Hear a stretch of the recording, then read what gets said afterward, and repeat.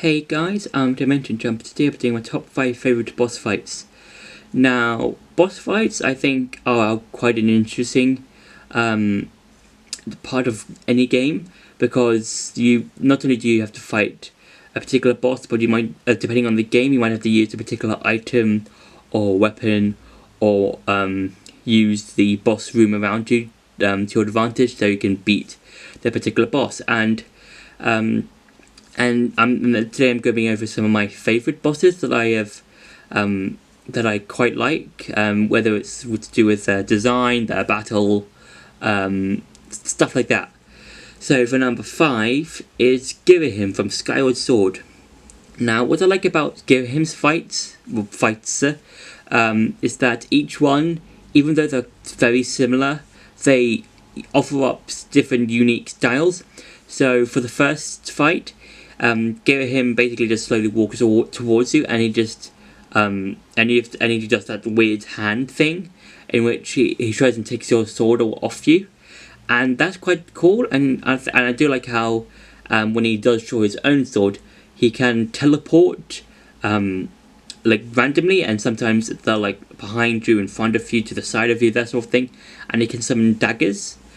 For a second fight, I do like how more unhinged he is than in his first fight, because he's like, coming up at that point of the game, he's basically at a lot of dead ends. He's trying to find Zelda, so he can use her to resurrect Demise, and then he finds out that there's a second gate of time that he can use, and I think that's like him a bit more unhinged because of how many times he's failed in trying to find Zelda and trying to like get her. And I do like how he uses 2 swords instead of 1, and I do like how in that fight, in a second one, I do like how he jumps up at random points, and he just teleports, and he does like a down thrust upon you, and I do like that. I do like that sort of like difference, because it's like it's very different, and that means you have to like step up your game and try and read his movements and stuff like that. And for his final fight, I do like how he just goes all full metallic, and and his first phase is basically you and Girahim on these platforms, and it's basically seeing who will knock each other off. And I do like how each time you knock Girahim off and plunge your sword into his crystal heart thingy, that crystal heart thingy will keep on getting more damaged. And I do like how for the second phase, he draws out his regular demon sword and then a giant demonic sword thing, and that's quite interesting. The only problem I find with the Girahim fights is mainly with the third phase, or third fight, and when he brings out the giant demonic sword. There were times in both the normal and on the Wii version and in the HD Switch version where he was like doing a particular stance with that sword, like he would do like sideways or like up and down, I think horizontally and vertically, I think, and I'll like be doing a thing, but then he'll just change, and then I'll lose all of the damage that I've done to the sword, and that's kind of one of the problems I've had with the third fight in particular. For number 4 is Bowser from Super Mario Odyssey. Now, what I like about the fights you have against Bowser is the ways in which you fight him, and that's basically just you getting his hat and just beating him up with like these giant boxing gloves. And I think that's a very funny in like quotation marks, and comedic again in quotation marks, because of the way of the fight, and also of the way you use the hat with the boxing gloves. And it's mainly because you're just basically beating up Bowser with his own weapon. And I do like how I think this is like one of the only Bowser fights in which you fight him twice, because the first time you fight him is in the Cloud Kingdom, and then the second time you fight him on the Moon Kingdom. And there is also the map painting ones, but those are really unlocked at the end of the game, so I'm just mainly counting the fights that you have them throughout the main game, not at the post game. and you only fight him twice, and I think that's like the only time. That's the Mario Odyssey, like the only game where you don't fight Bowser 3 times. Because if you look at other games like Mario 64, Mario Sunshine, no, not Mario Sunshine, Mario Galaxy, Galaxy 2, there's like you fight Bowser on those games 3 times, in which you only, but in Mario Odyssey you only fight him twice. So I think that's like really cool and interesting. For number 3 is Saini or Saini Shadow from Persona 5 as well as Royal. Now, what I like about this fight is like how it fits into Sai's palace, that being the casino. And what I like about her fight is that there are 2 different versions of that fight. The first version, or the first phase, is basically Sai's Shadow basically doing a gamble on the big roulette wheel that you're in or on. And I do like how depending on what the wheel is doing, you can like bet specific things. So I think it's like money, HP, and SP. And I think that's really interesting, because it's basically just seeing what will come up and seeing how much will be lost or won. Because during like the first time, you will realize that you lose, and then because Sai is obviously cheating, and that's basically our whole that's the whole of her casino, because she wants to win and she wants to try and capture the Phantom Thieves as soon as possible, even if she wants to make up a false statement and find a false someone to blame, or also like someone who wasn't even connected to the Phantom Thieves.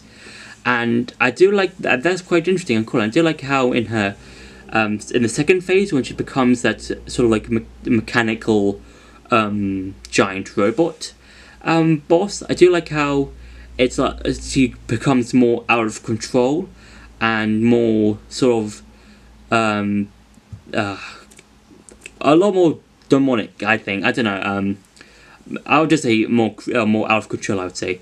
And I do like how in the royal version of that boss fight, the roulette wheel would change from having different numbers into, and then having like different elemental moves. And I think that's really cool and interesting, because then that gives the fight a lot more enjoyment and a lot more a lot more fun and enjoyable. Kind of like how all the other bosses in Persona 5 Royal have been updated and a bit more stuff where they added to them. For number 2 is Dr. Octopus from the Spider-Man PS4 2018 game. Now, what I like about this fight is that throughout the game you have gotten to know Dr. Octopus, or Otto, or Octavius, depending on who you ask. And I do like how at the start of the game, when you first meet Dr. Octopus, we see him in the middle, and Peter at the start of a of like this research thing, in terms of both him and Peter are basically making new like limbs for people. Like if someone's lost like an arm, both him and Peter are basically making more new prosthetics, and so they can like try and help people.